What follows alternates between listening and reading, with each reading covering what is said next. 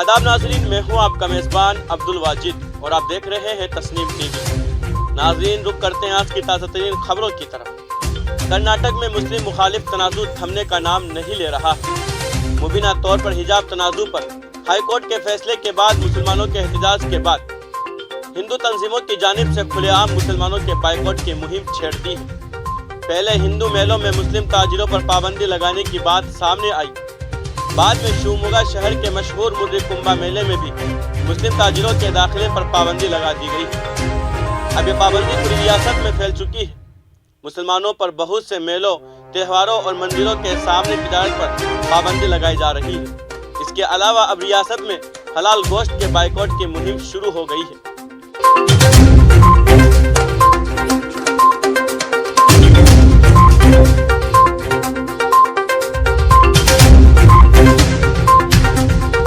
दारुल हुकूमत दिल्ली के ओखला इलाके में वाक़े जामिया मिलिया इस्लामिया अपनी तालीमी खिदमात के लिए मुल्क भर में पहचानी जाती है। ताहम गुज़श्ता 2 बरसों से जामिया मिलिया इस्लामिया को शहरियत तरमीमी कानून के खिलाफ हुए मुजाहिरों के लिए भी जाने लगा है। शहरियत तरमीमी कानून के खिलाफ हुए मुजाहिरों में जामिया के तलबा ने अहम किरदार अदा किया। इस दौरान ही जामिया के तलबा पर दिल्ली पुलिस और पैरामिलिट्री फोर्सेस कैंपस में घुसकर तशद्दुद किया।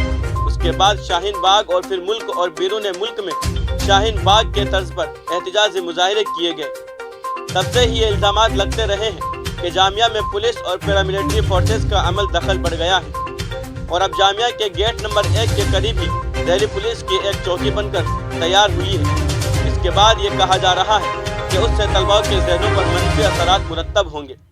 जामिया मिलिया इस्लामिया की इंतज़ामिया ने बताया कि जामिया के अंदर पुलिस और पैरामिलिट्री फोर्सेस के अमल दखल में कोई इजाफा नहीं हुआ है।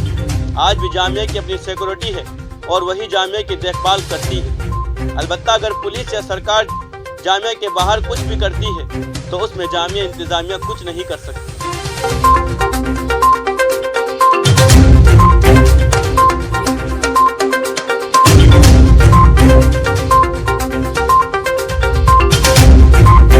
अब रुक करते हैं अगली खबर की तरफ।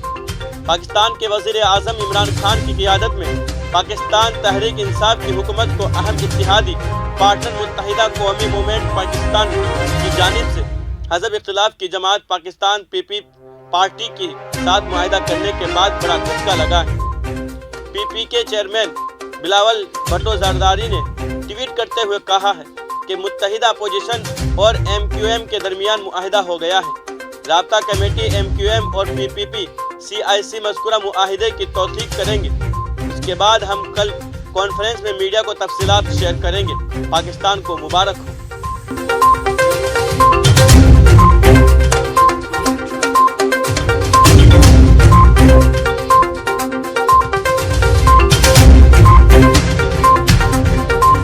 अब रुक करते हैं अगली खबर की तरफ। उत्तर प्रदेश के जिला सहारनपुर के सदर थाना इलाके के तहत काजीपुर इलाके में एक खातून के कत्ल का मामला मंजर आम पर आ रहा है। मकतूल का नाम प्रियंका है, जिसकी शादी बिजनौर में हुई थी। उसके वालिदैन का इंतकाल हो चुका था। प्रियंका अपनी 3 बहनों के साथ रहती थी। बताया जा रहा है कि प्रियंका का शौहर ही उसका कत्ल करके फरार हो गया। पुलिस ने लाश को पोस्टमार्टम के लिए भेज दिया है। पुलिस ने इस मामले के तहत प्रियंका के खाविंद को गिरफ्तार कर लिया है।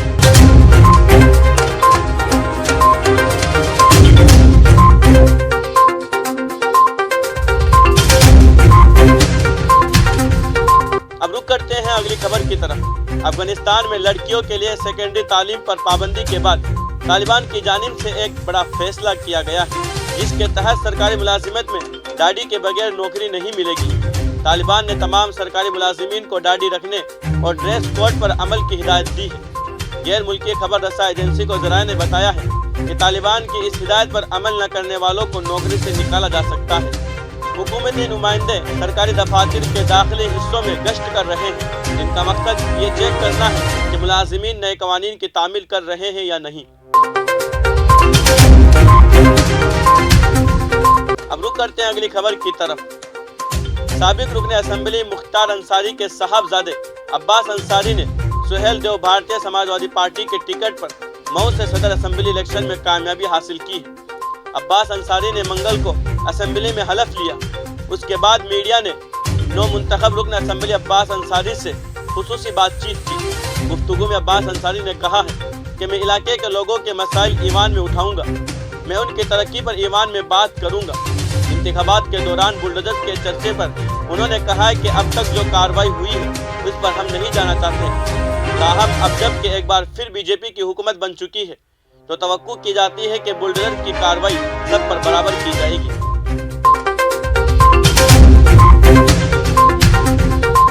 اب رخ کرتے ہیں اگلی خبر کی طرف۔ دہلی کے نائب وزیر اعلیٰ منیش سسودیا نے کشمیری پنڈت اساتذہ کو مستقل ملازمت کی یقین دہانی کرائی تھی۔ وہیں اساتذہ یونین نے نائب وزیر اعلیٰ منیش سسودیا پر کشمیری پنڈت اساتذہ کو گمراہ کرنے کا الزام عائد کیا ہے۔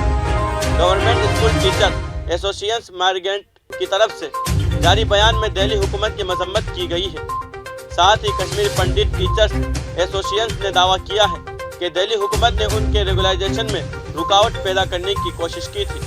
ہائی کورٹ کے حکم کے بعد دہلی حکومت نے ریگولائزیشن کے فیصلے کو ڈبل بینچ میں چیلنج کیا ہے۔ جب ڈبل بینچ میں دہلی حکومت کی عرضی کو خارج کر دیا تو سپریم کورٹ میں بھی گئی۔ فی الحال کی خبروں میں اتنا ہی۔ ملک اور غیر ملک کی تمام خبریں جاننے کے لیے دیکھتے رہیے تسنیم ٹی وی، آپ کے میزبان عبدالواجد کے ساتھ۔